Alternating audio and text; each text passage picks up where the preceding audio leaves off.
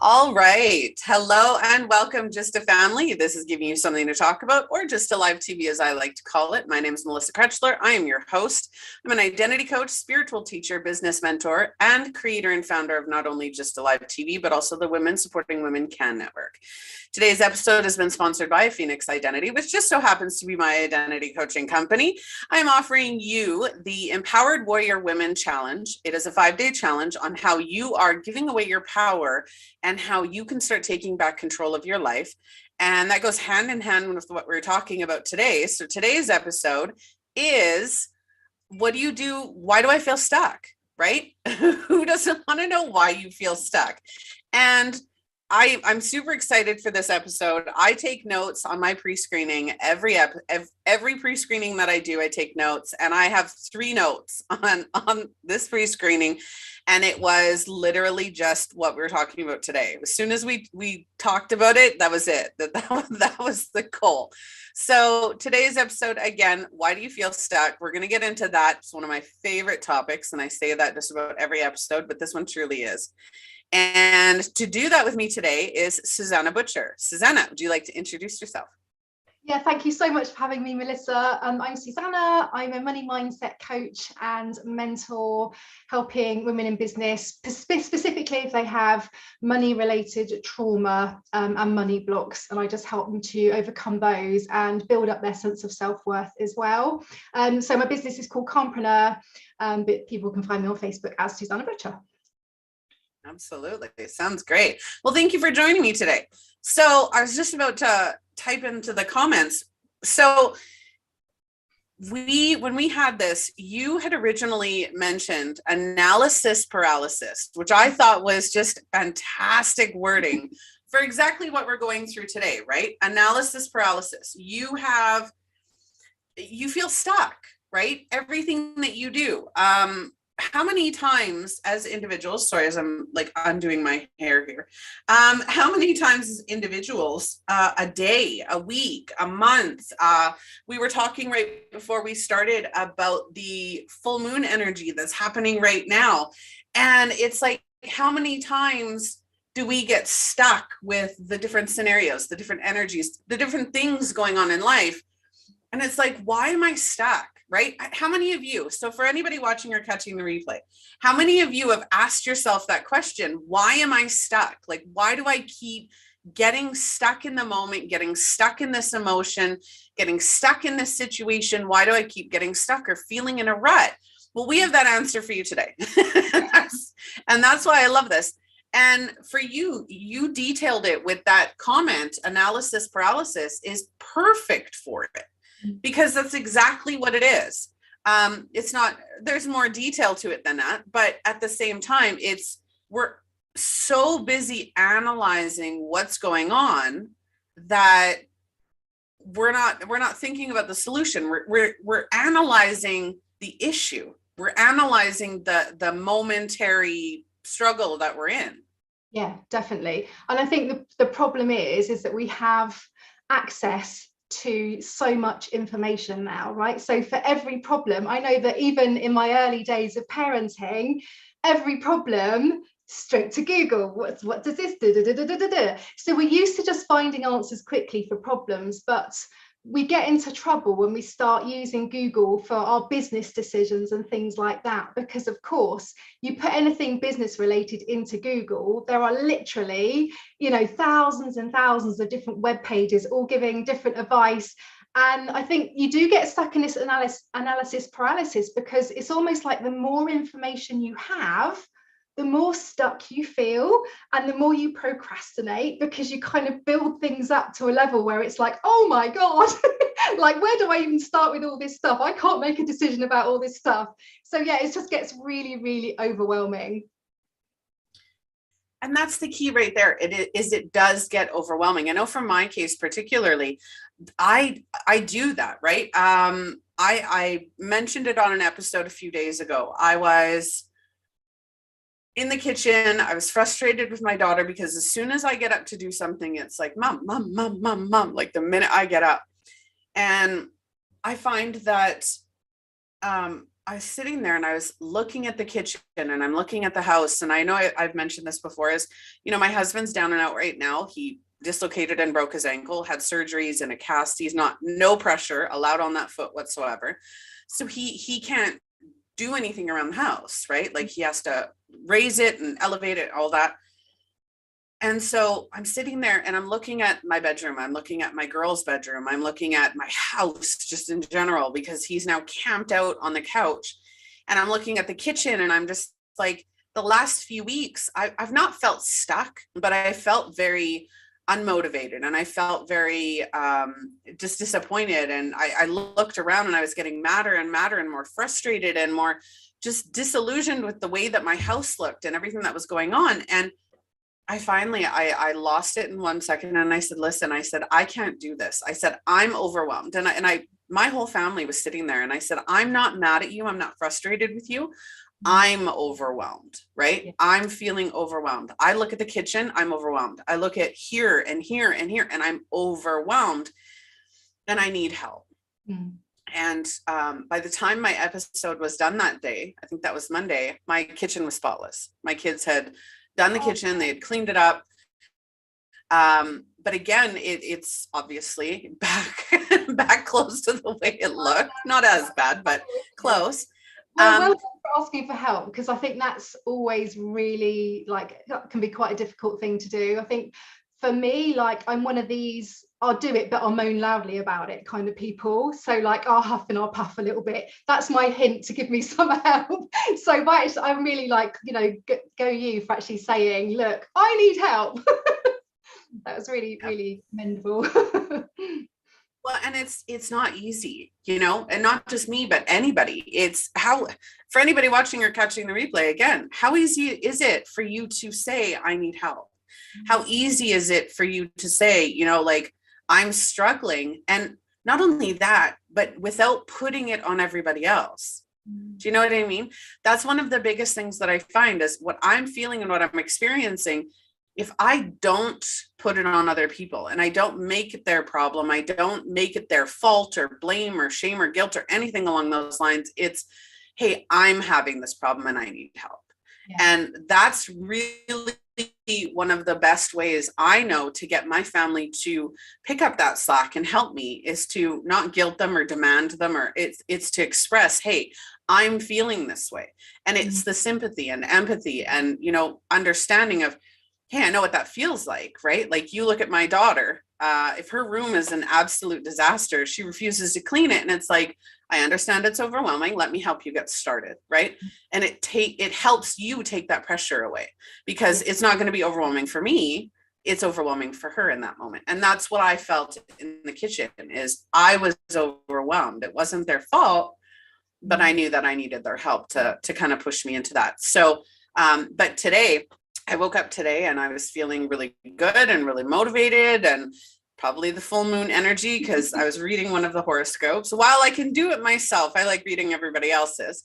I was reading a horoscope and it's like, oh, this full moon energy is in Cancer, and it's like very manifestation, right? Like manifesting success and just putting things into place and reevaluating is a very big key right now. And so I'm sitting there and I'm like, yeah, that I actually feel that way. Like, I feel really motivated and I feel really positive to do things. And then it was like, my husband went outside for a cigarette. So I'm like, I have to help him in. So every time I'd sit down to do something, I'm like, are you ready to come in? So it was just that back and forth. But we feel stuck not only because of overanalyzing the situation, but the overwhelm of, okay, what do I choose to move past this? How do I move past this? Can I trust my own decisions? And that's even another one, right? And let's break some of those down. Even that one right there. Can I trust myself? Yeah, definitely. And just going back to what you said about that, at the moment, things being really difficult in your life, I think it's really difficult to go with the flow sometimes, because you want to be moving on the business and doing stuff over here, and yet you're being pulled over here, and that does cause a lot of resistance. So self-trust is a massive one as well, and I think that we lose our sense of self-trust a lot, and that can really keep us stuck when we're trying to make these decisions. Because if you think about it, like when we're growing up, right, we get we almost get told not to trust. So from immediately when the kids don't talk to strangers, for example. So say you've got someone in your family who you don't want to be near, but your parents are going like, oh, give him a cuddle, go and sit on his lap, and you're thinking, but I don't want to do that. I don't want to do that thing. So we're automatically taught to kind of ignore and suppress our natural feelings and our natural sense of self-trust.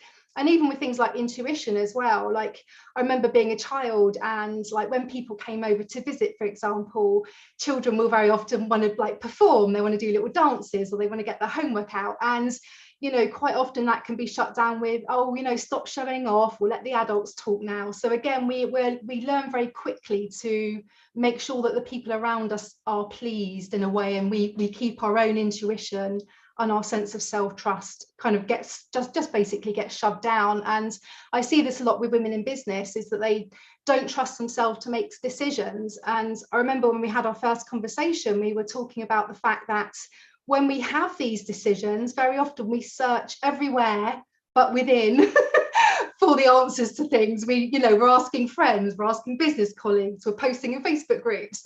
It's almost like we've lost the ability to think, we got this, like we can tune in to our wisdom, our higher wisdom, and this supercomputer that we have in our brain.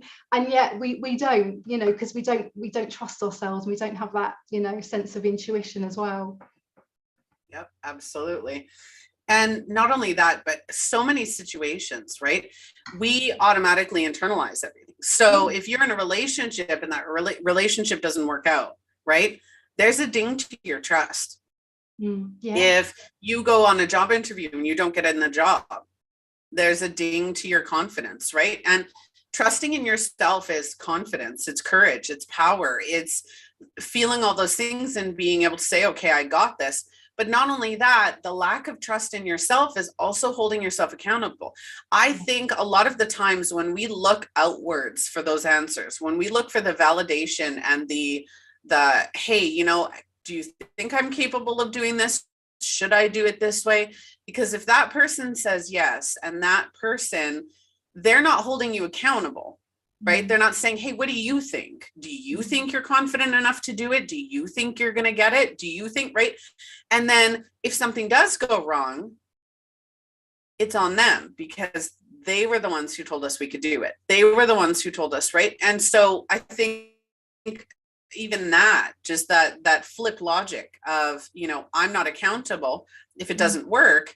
It's, if you hire a business coach and it doesn't work out, well, the first thing you're going to do is blame that business coach. Well, no, if the business coach is telling you, hey, this is how I do it, and you're trying to do it their way, maybe their way isn't your way. Yeah. So one of the reasons I started my own business coaching or business mentoring practice was because I'm like, what do you want? Never mind how I've done it. Yeah. What do you want? I'll teach you how I've done it. But if it doesn't work for you, it's not going to work. Yeah. Oh my God. How do you? Yeah, I love that so much. And I think, I've been there myself. I've made that mistake, been in business for like over 10 years. And over the years, I can't tell you the amount of people that I've followed online. A lot of them were kind of male, quite kind of bro marketing techniques. And I thought, oh, I'll do that, because if it works for them, it'll work for me. And it went against everything that I kind of valued, really, all my core values. And yet I still did it because I didn't trust my own abilities. And of course it didn't work for me, because it felt icky and it didn't feel very aligned, and I'm very kind of gentle and nurturing, and those things just wouldn't have ever worked for me. But I think a lot of it in business is kind of finding your way a little bit and feeling your own way, but at the same time realizing, look, hey, you really know what feels good, and just try and focus on what feels right. And I think that's with the work with emotional freedom technique, you're very much focused on how your body feels, because our body holds a lot of answers for us. There's a lot of wisdom there. Yep. Different aspects, but same outcome, right? I literally named my business mentoring practice, My Biz Fits Me, because it's like, you think about it. If somebody is judging you, or if somebody's telling you how to do something or what to do, what's one of the first comebacks that we come up with is walk a mile in my shoes. right? Walk a mile in my shoes. And when somebody says that to you, it's not just you saying it to that person, it's you actually understanding that it is your shoes, right? So if I work with a business coach, I have my own business coach, and she lets me walk in my shoes. And when I have an issue or a problem that comes up or I need guidance, she says, what do you feels best? Here's some options. Do any of these feel good for you? Right? Try them on, see how they work. It's like a new pair of shoes. Now, don't get me wrong, when you first walk into your own shoes, they still blister, right? Because you have to, shape them, right? That's the trying them out. But if you try to walk a mile in somebody else's shoes, you're not going to succeed at that. It's going to hurt. You're going to be sore. It's not, it's not like breaking in a comfortable pair of shoes. If they're not the right fit, if they're not the right height, if they're not the right style, they're not going to work for you. Right? You might be able to just pass in them, but you're not going to walk that mile. So that's why you're not meant to walk in everybody else's shoes. So when you're feeling stuck and you're in a situation where you're questioning yourself, you're questioning everything, absolutely get guidance, but understand that the answer to that solution is still within you. Definitely. I heard a really good term. I think I was listening to Amy Porterfield talking once, and she spoke about, and I think she's an author and coach, a lady called Brooke Castillo, and she refers to having time for super thinking, whereby you literally, however often you want to do it, once a week or every day, you literally just sit down with yourself and you super think. So say you've got a problem, or there's something a product or service that you want to create, sit down with yourself, with your journal, meditate and write, because it's within you. It's learning to trust yourself. That's a really good first step, I think, is actually spending time with yourself and giving yourself that gift of, even if it's just 30 minutes a week, to just sit with a problem and see if you can find the solution, or see if you can come up with ideas or inspiration for something. Yep. So my biggest lesson for anybody watching or catching the replay, my biggest lesson for you is, when you're feeling stuck or in a rut, the first thing you need to do is understand that your emotions are in the way. When you can't see your way out of a situation, your emotions are holding you back. And I'm going to explain that process pretty quickly, or I'll try to do it quickly.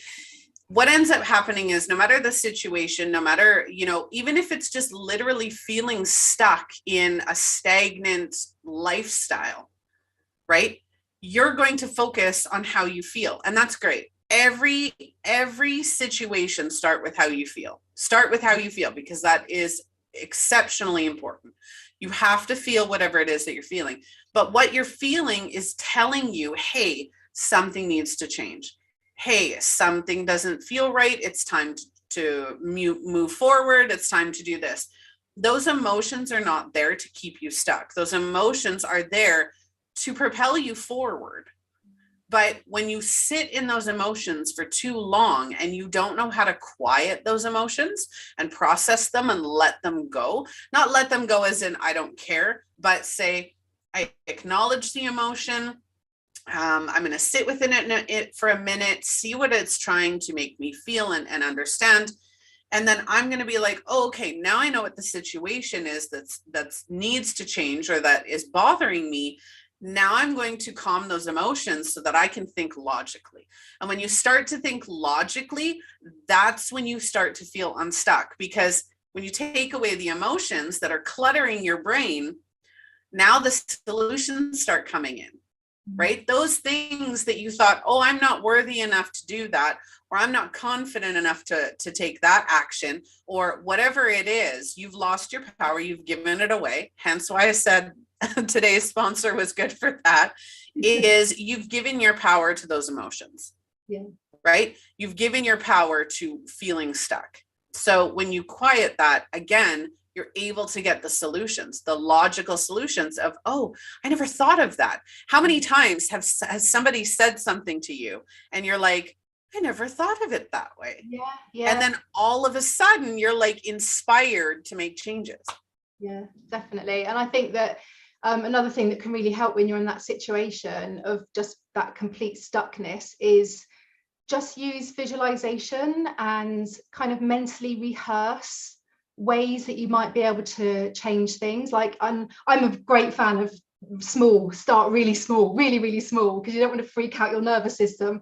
That just what is the smallest thing you can do to take a tiny action, whether that's making a phone call or tidying one corner of a room or going online and researching about something for 10 minutes. What's one tiny action you can do, and then literally mentally rehearse yourself doing it, because very often when we mentally rehearse or we visualize, our brain doesn't really know the difference between what's real and what's imagined. So then we can start, like you said, cultivating better feelings, more positive feelings, and that will help us then to take the action that we ideally would love to take. Oh, for sure. And not everybody watching or even anybody listening to this is going to know what to do to kind of quiet that, right? And do the visualization and the small steps, right? Because everything, when you're emotional, everything feels huge. Everything feels huge. When you're stuck and overwhelmed, the smallest little thing. And that's when people say, oh, you're making a mountain out of a molehill, right? That's because your emotions are so heightened. You're so emotionally charged and unstable that it's like, ooh, okay, add another thing to that, right? The straw that broke the camel's back. Yeah. So I love that. Visualization, journaling, meditation, music therapy, art therapy, right? Whatever you need to do to calm those emotions, even if it is, right? Even if that small little step is doing one of those practices, right? Doing a meditation, do a deep breathing technique, do the 15-second box breathing, right? Inhale for 5, hold for 5, exhale on 5. You have no idea how physically and emotionally that works. It's transcendent. It does, yeah, it's really good. And I use tapping a lot. So I'll very often have, when I'm in that state of pure overwhelm and I just can't think straight, because you just can't make any decisions or think about anything when you're in that state, I literally just use tapping, and I will tap on all the points and I just say, oh my God, I'm so stressed right now. It's all just too much. I don't know what I'm doing. I feel really sick in my tummy. I've got this tension in my chest. And I will literally just tap through and just say how I'm feeling and get it out, because we don't very often honor our emotions. And, it goes back to what you were saying about actually being with those emotions, because the problem is, like you said, the more we suppress, the more likely we are to just go like that. If we drop our toast on the floor, right, we just start crying, oh my God, I dropped my toast on the floor, because we haven't honored all our emotions in the lead up to that. We just keep pushing down, and then it all just comes out at once. So if you can do something like all those practices you mentioned, and tapping is a really good one as well, that can really help to calm your body down so that you're more able to think straight and clearly. Yep.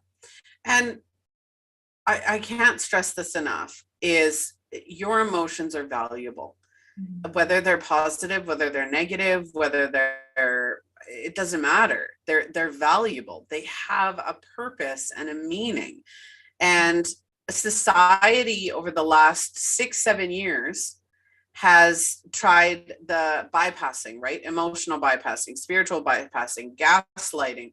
We're gaslighting ourselves and not giving ourselves the tools, techniques, and processes that we need to actually process, right? There's a purpose for that. And so people just stay stuck, or they pretend that everything's right. Fake it till you make it. No, enjoy the ride. Like, just enjoy the ride until you get there.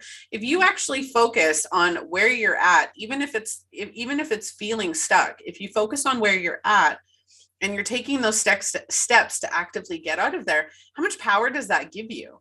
How much courage and confidence do you feel once you get out of that rut and be like, I did that? Like, I actually got myself from feeling this way to feeling this way. Yeah. There's nothing more powerful than that. No, absolutely. And when I work with clients, like when I do tapping with clients, for example, they very often say like, oh, it feels wrong to say the negative stuff. Like I feel like I'm putting it out into the universe, like it goes against the law of attraction. But you know, the law of attraction isn't about suppressing your emotions, it's about honoring them. Like you want to honor them so that you can let them go. And you know, once you let them go, you're in more of a state of surrender and openness, of allowing. So that puts you in a good state, because like you say, you can't you know, there's no point putting wallpaper over a cracked wall, right? So I feel that's what I used to be like with the law of attraction, because I would think, oh, the law of attraction doesn't work to me. And I knew I had a lot of stuff that I needed healing. I needed a lot of things that I needed to work on. I used to just think positive thoughts, say affirmations, it's going to be fine. But it wasn't, because I had stuff underlying that I needed to work through before I was in that state of peace, inner peace and harmony, I suppose. The law of attraction is for, okay, so the law of attraction, now while I don't disagree or agree with it, I'm kind of on the fence with it. The same goes for many practices that are coming out nowadays. They're teaching in the moment coping skills, but they're bypassing at the same time, right? Where the law of attraction is great. If you put it out into the universe, I'm amazing, I'm great, I'm going to be the next Oprah Winfrey, I'm going to buy my lake house, whatever it is that you're putting out there, that's great. But when you're in the middle of something and you can be feeling really down, you can be feeling really negative. The law of attraction is for negative self-talk, right? So if you're saying I'm stupid, if you're saying I'm unworthy, if you say nothing's ever going to change, that's the energy that you're putting into that, right? It's the intention behind it, right? That's the law of attraction, is the intention. But if you catch yourself, so there are people out there who I know personally who do say stuff like that. It's never going to change. I don't like my life, all of this. You're just calling in more of that, because you're not actually saying to yourself, okay, I need to stop thinking this way. It's not working for me. And obviously something's not right if I'm still thinking this way. Use it, right? Those emotions and thoughts and the way you talk about yourself, those are meant to be used, not outwardly, but inwardly, and say, hey, like, we are our own worst enemy. Everybody is a bully, but we're bullies to ourselves, right? We just outwardly project that. Yeah.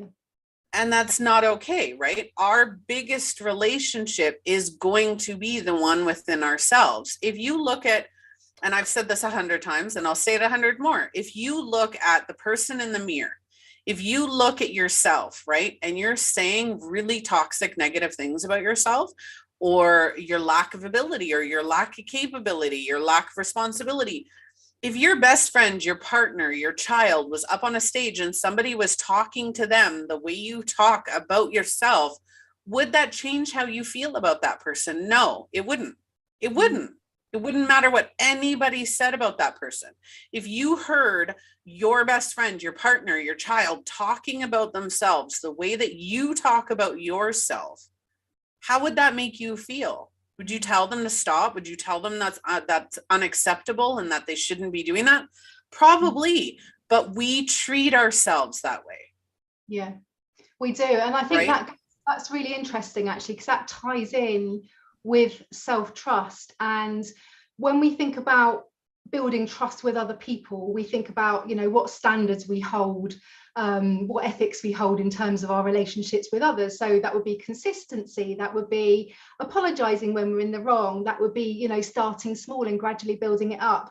And yet we expect that of others in terms of building those trusting relationships. And yet if we turn that inwardly and we're really talking to ourselves horribly and we are sabotaging our health in some way, we're not, we're basically losing the trust that we have with ourselves. So to cultivate that self-trust, then we need to be consistent with ourselves and we need to speak kindly with ourselves. And if we do beat ourselves up, we need to say, hey, me, I'm sorry that I said that to myself earlier.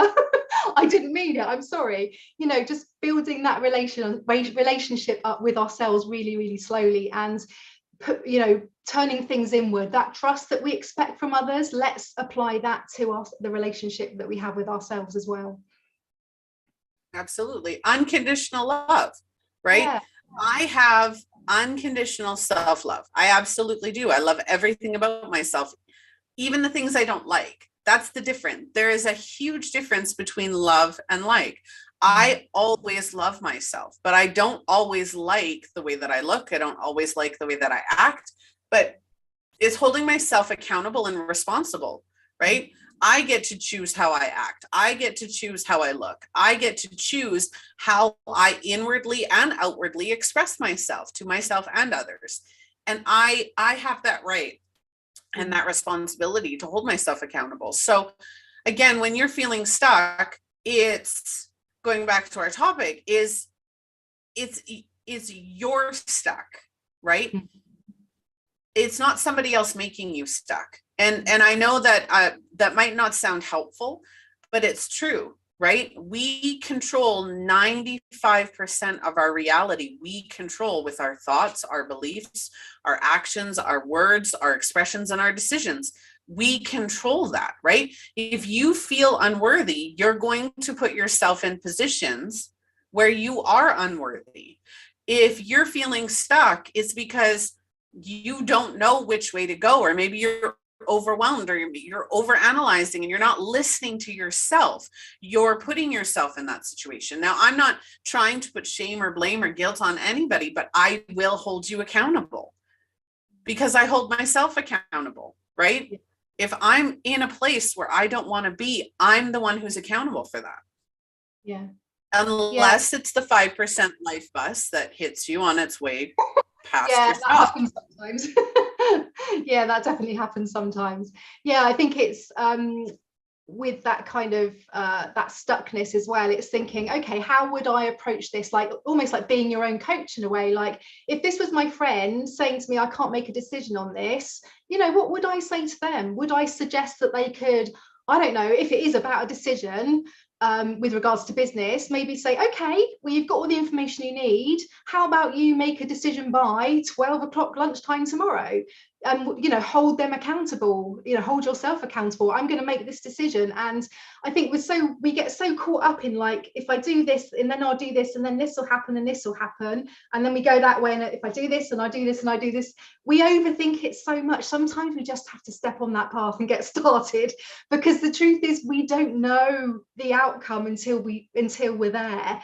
And it's that fear, I think, sometimes of, like you said about the shoes, stepping into the shoes. It's scary when you choose, when you make that decision, that choice. But the great thing about choice is that you can change your mind.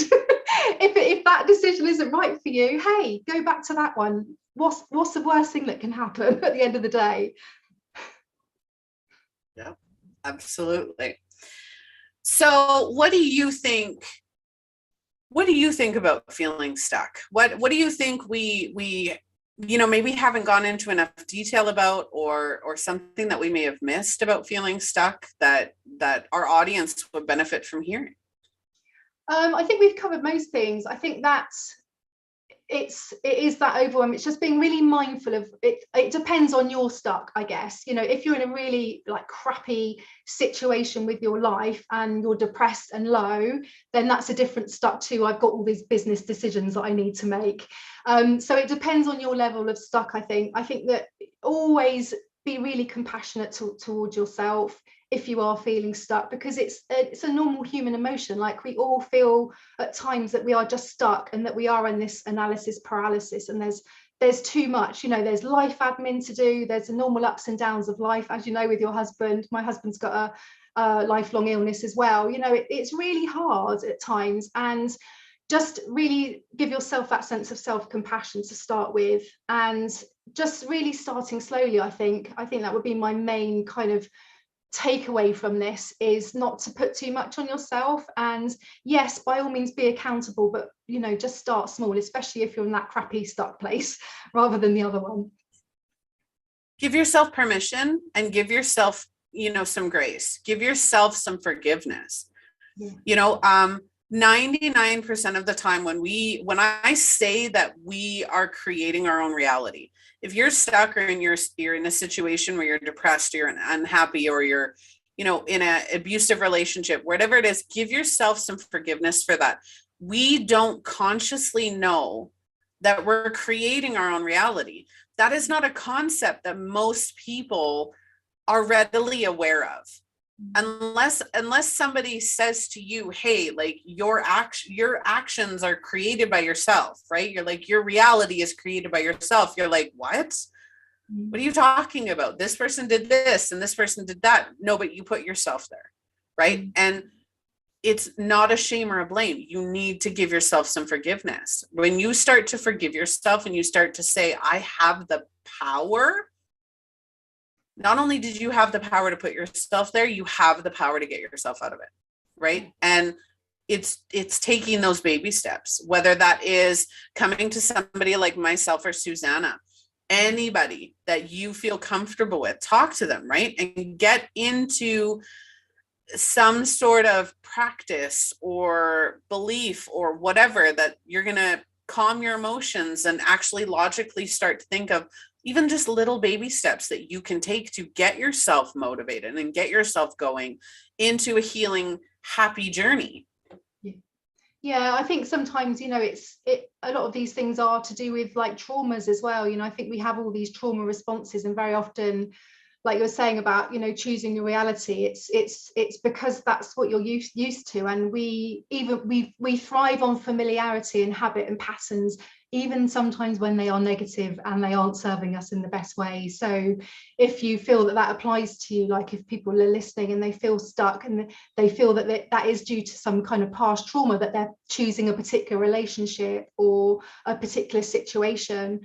With mine was always around poverty. I had like a poverty consciousness where I felt more comfortable being poor than I did having money, and I had to do a lot of work on that because I knew that was due to my own kind of past relationship with money. So I think if people feel like there is something, just compassion and take that time to heal, like you are worthy of having that, that time to heal for yourself and building up that self-love, because everyone is like worthy and deserving no matter what their situation is. Oh, for sure. I was going to say something and I do that all the time. I do that all the time. Yeah, it's one of those days. Yeah, like I can't even remember what was going. I'm actually sweat, like it's so hot in the UK here tonight. I'm literally like, oh my god, I'm like dying in my office because it's like this wooden hut. So yeah, my brain's a bit fuzzy at the moment. And do you guys have like air conditioning, or you guys don't normally need like air conditioning? No, we literally never normally need it. Like our summers, like we get the occasional week where it's really nice and then it will just rain a lot. But yeah, the temperatures are kind of above and beyond what we're normally used to. So yeah, all the grass is like yellowing, which is, we don't really see that at all. And once it goes over probably about 26, I'd say, that's when we start to get a little bit uncomfortable. So yeah, if you guys are over 30, we're like, oh my god, I think we've got that coming next week. So we're quite usually, so our weather here, and we'll just transfer this conversation for a moment. Our weather here, we go from -50 to +50 with the humidity and wind chill and all of that. Yeah, so we have quite the range through the seasons, and I feel stuck because I love where I live. But it's crazy because I'm allergic to the heat and sun, and my daughter is allergic to the cold. So with it being such a wide range of weather, it's like, it's a little bit too much. Either way, it's a little bit too much. We kind of need something that's just nicely in the middle for the most part. So if anybody knows of a place that's like early to, like between, 20 to 26 year round, let me know. That's kind of my limit. So year round, yeah, maybe I might move there.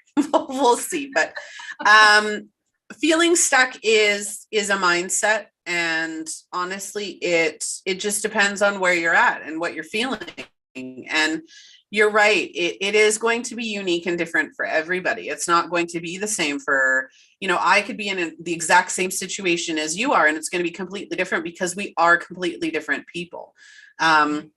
We were talking about law and attraction, and I think that's where I was going with what I had wanted to say. It's, again, the way you talk about your situation, right? You can jump from goal to goal. You can jump from road to road. You have that flexibility. But when you're in a situation where you want to get out of it,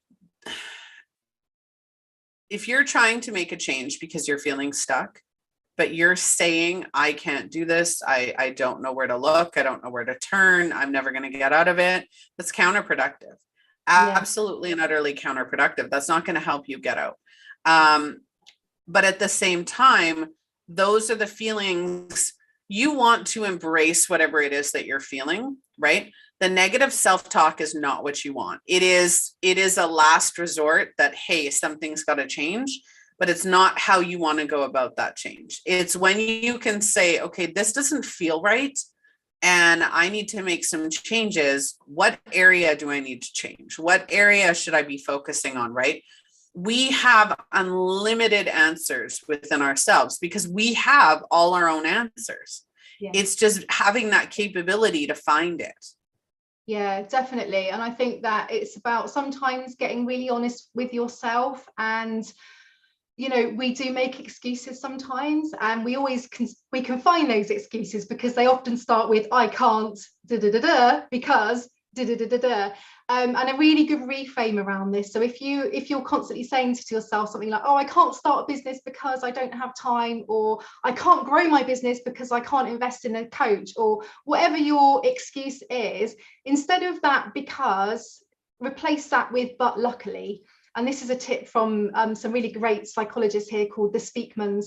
So you say, I can't grow my business, but luckily I've got access to the internet and I can find some free courses on Udemy, or I can't leave my job, but luckily I can make a plan for my future. I can think, okay, in 12 months time, I can, perhaps leave my job then. So yeah, replace that because with but luckily, and see how that helps you to just like reframe those thoughts. Because reframing to me has been really like a game changer. It's been like we have all these thoughts a day, thousands and thousands and thousands, 90% of them are negative.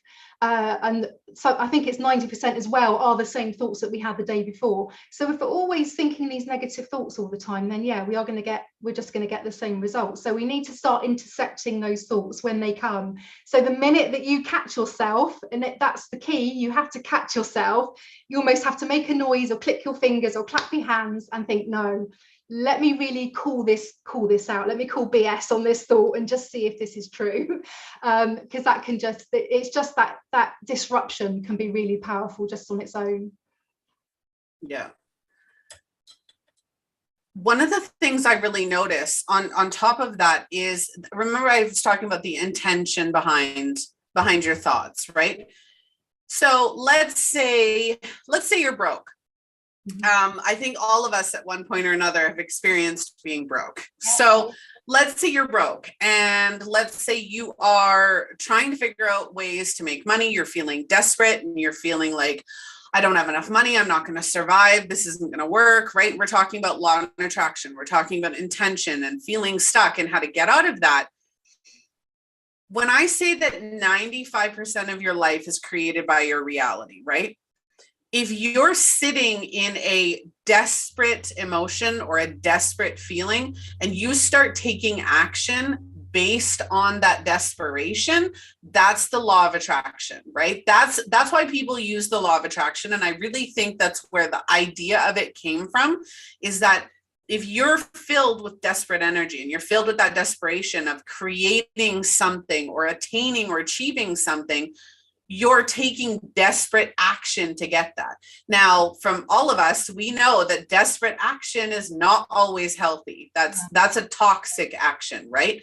So with the law of attraction of that, when you're taking that desperate action, you're not going to see results. As a business owner, as a CEO, entrepreneur, business owner, how many times have I rushed and put out readings and put out launches and put out all of these things only to hear crickets? Because one, I'm doing it from a desperate place. Two, I'm not thinking about it and I'm not putting positive intentions on it. I'm putting the desperate intentions of it. I need money. What can I do to make money fast? And I'm not doing it for the right reasons, right? I'm doing it because I'm desperate. That is a negative outcome of feeling stuck, and that's not going to work to help people actually move forward. That is where the law of attraction comes into play, where I'm putting desperate energy into doing this. That's not going to work. No, 100%. And this is like core. So I've been there myself, like been in poverty quite a few times. And the problem is when you're in that situation and you are anxious and you're in fight, flight, freeze mode, all of your energy basically goes to your body, okay? And it takes away from your brain. It takes away from your capacity to think straight and to make decisions. So the absolutely best thing that you can do for yourself in those situations is to love yourself and take yourself away and meditate and calm the F down, basically, because when you're making decisions from that state, you're not making good decisions. Like, you can't think logically. There's no way you can find sensible solutions. And you're more likely then to think, what do I need to do? Oh my God, I need to sell this product really cheaply, or I need to create this thing really quickly. And it's not aligned with your purpose. You're not creating it from a place of, this feels really good and I love this thing and it's beautiful. That energy, people can tell that energy. They can tell it from posts and they can read it in emails and they can see it on video. So the best thing you can do for yourself is just calm your body down, like literally meditate or tap or do whatever you need to do to just calm down, and then start looking at solutions, and then start thinking about, ways that you can make money. Yeah. And it's funny because it's such a catch-22. We say to calm down, and it's calming your emotions, right? Because that desperation is an emotion. It's a feeling. You want to avoid, well, you know what? It isn't a feeling. A feeling is a physical feeling, right? Like, you feel something physically. An emotion is mental, right? When you have a certain thought, and I always use this one as an example. If Suzannah, if you were to call me a bitch, I'd be like, yeah, okay, your point. Like, yeah, I'd admit it and I'd agree with it, right? But if I turned around and said that same thing to you, even if it was from a positive intention, right? Because that word doesn't bug me. Very, very little wordings bug me. The only word that absolutely will throw me into a fit of rage is the word useless. Useless. I cannot stand that word. Nothing is useless, right? So that word irritates me beyond belief. But the other person is not at fault for saying that, right? So if you turn around again and called me a name, the way I react emotionally is based entirely on my belief of what that word means. My reaction is my belief, right? That's emotional.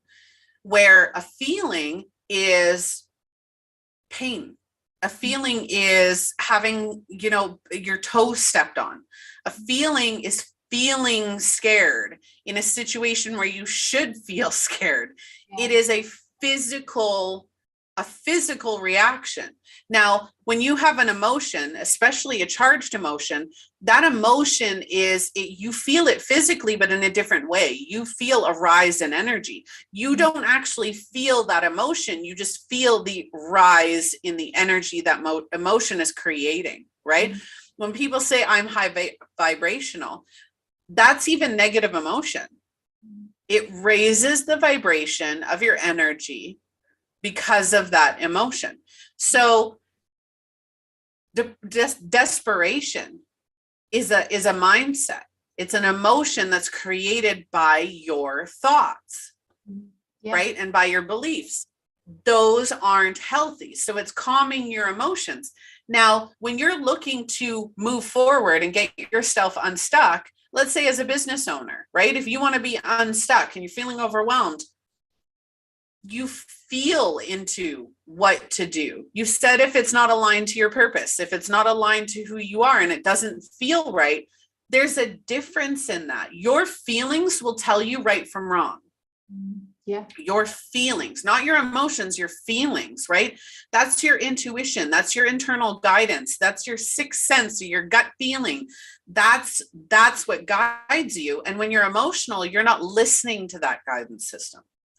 You're acting or reacting based off of emotion, because a reaction is an emotional response to something.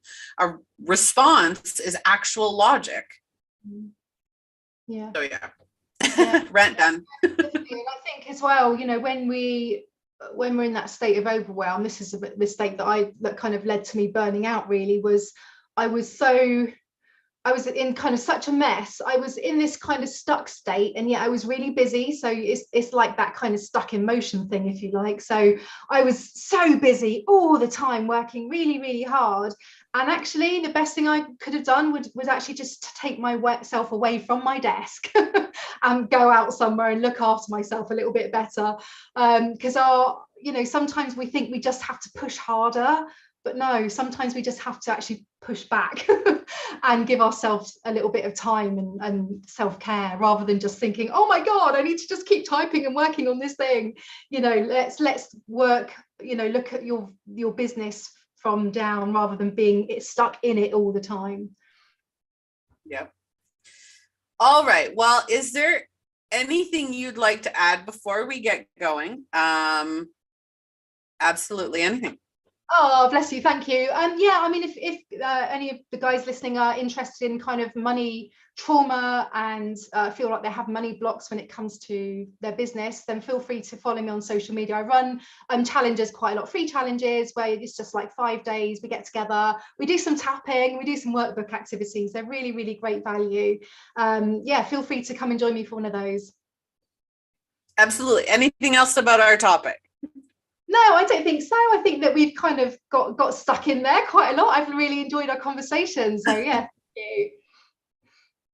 Absolutely. Well, thank you for joining me. I really appreciated this episode. Thank you, Melissa. It's been great. All right, Just a Family.